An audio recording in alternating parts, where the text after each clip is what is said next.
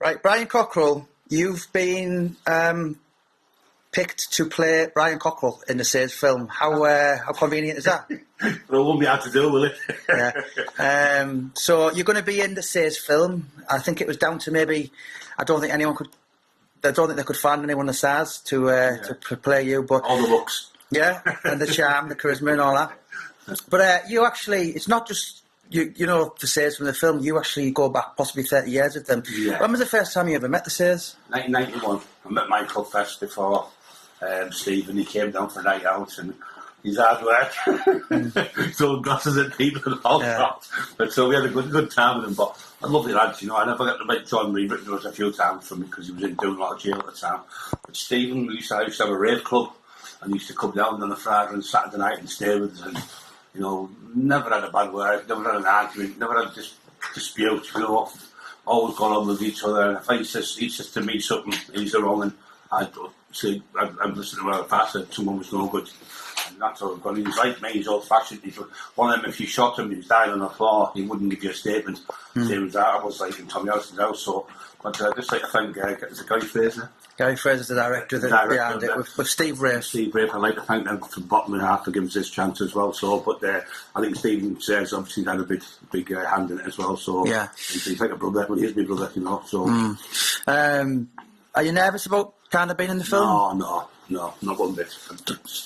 You know me, that's a thrive on things. So, and when I was talking to the producer and director, he said, "You've already done it after the documentary you've done, and that's harder than actually acting because you've got a script." So he said, "You've got no problem whatsoever. You've got the confidence in me before the photogenic and that." So I thought, "Oh, thanks very much to it." Right. Just the only problem is we need to make you a bit younger, so kind of. Yeah, on the 5, yeah. Yeah.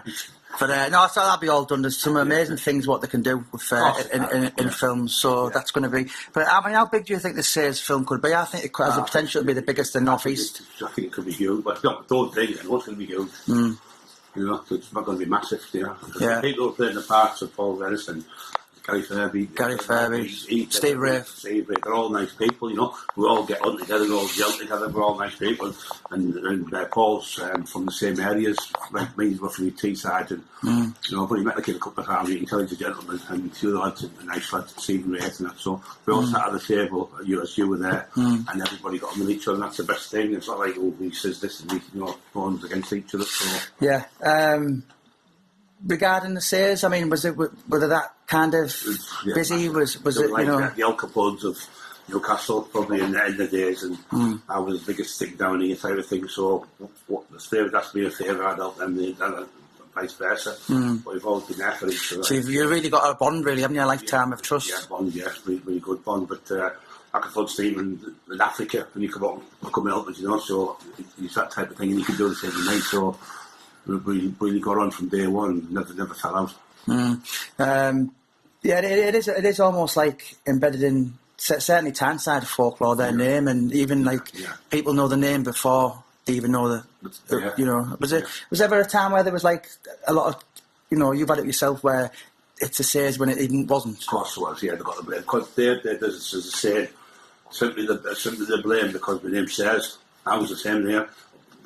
Somebody's been shot, totally Stephen Sayers, John Sayers, or Michael Sayers, or all three of them. Or down here to be, such and such being robbed, Grand Cockerill. I was in jail twice. So many got nicked off it. I must be good, escaped over the wall, getting back in there, killed someone, and get back in the jail. I said, so, but they're the same. When you get that notorious name like Al Capone, that's the analogy.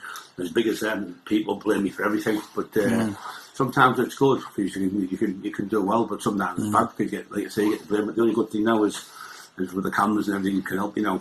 Yeah, and Stephen's very much on the same path of you these days, isn't he? He's turning his life around, he's doing talks, he's doing... Yeah, he's trying to help children keep away from knives and anti-food campaign, the same as myself, and letting them know that the life we led before isn't the life to lead.